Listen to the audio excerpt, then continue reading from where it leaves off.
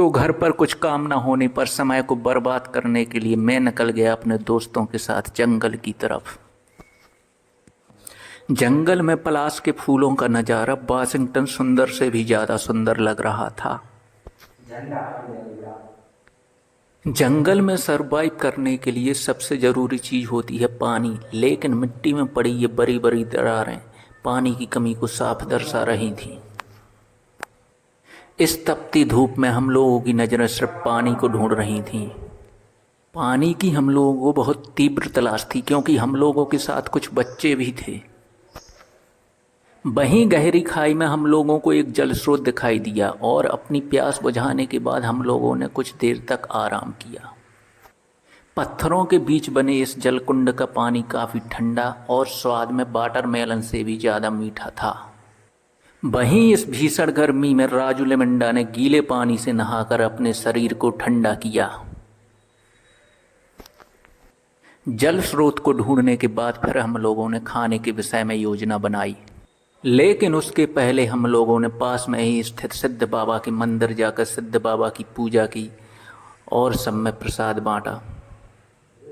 फिर चटाई बिछाकर हम लोगों ने खाने की प्रोसेस स्टार्ट की।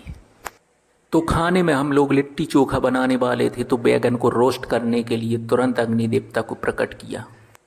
फिर इस धधकती हुई आग में बैगन को रोस्ट किया। बैगन को भूनने के बाद हल्की आंच में लिट्टी को रोस्ट किया। फिर सूरज चाचा ने अपना तापमान बढ़ाकर बच्चों के शरीर का ग्लूकोज चूस लिया। फिर ग्लूकोज की कमी को पूरा करने के लिए सभी को स्प्राइट पिलाया गया। 2 बूंद नहीं, 2 गिलास जिंदगी के। वहीं हमारे कोच की बाइक सैर करने के लिए नीचे खाई में चली गई थी, लेकिन वापस आने के लिए उसे बच्चों की मदद लेनी पड़ी। फिर बाइक को बाहर निकालने के बाद कोच ने राहत की सांस नहीं, राहत का ऑक्सीजन सिलेंडर मंगाने के लिए फ़ोन किया। वहीं राजू लेमंडा लिट्टी की रोस्टिंग पर बहुत बारीकी से नज़र बनाए हुए थे। वहीं दूर बैठा कालू हम लोगों के ऊपर खुफिया एजेंसी की तरह नज़र बनाए हुए था, कहीं हम लोग गलत तरीके से खाना तो नहीं बना रहे। फिर सबसे पहले बच्चों को खाना खिलाकर उन्हें गाड़ी में पैक किया। फिर हम लोगों ने खाना खाया।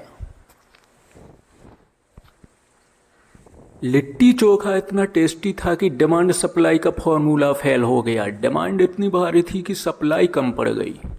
लिट्टी चोखा खाने के बाद हम लोगों को एक और वारदात को अंजाम देना था। फिर हम लोगों ने एक दूसरे को रंग ऐसे लगाए जैसे कि आरोप, और फेंका ऐसे जैसे कि कचरा, और बच्चे लोग रंग गुलाल ऐसे लूट रहे थे जैसे कि खजाना। वहीं कोच के सर में इतना हरा रंग भर चुका था कि वो बंजर भूमि से ग्रीन आइलैंड बन चुका था। कोच ने इस बात पर नाराजगी व्यक्त करते हुए कहा कि मेरा सिर्फ सर ही नहीं, मेरे पूरे शरीर को ग्रीन आइलैंड बनाया जाए। फिर कोच की इस रजा मुराद को अमरीश पूरी किया और उसके पूरे शरीर को ग्रीन आइलैंड बनाया। तो कोच के साथ बाकी लोगों को भी ग्रीन आइलैंड बनाते हैं, तो लाइक के बटन को तोड़ दो और सब्सक्राइब के बटन को फोड़ दो। धन्यवाद।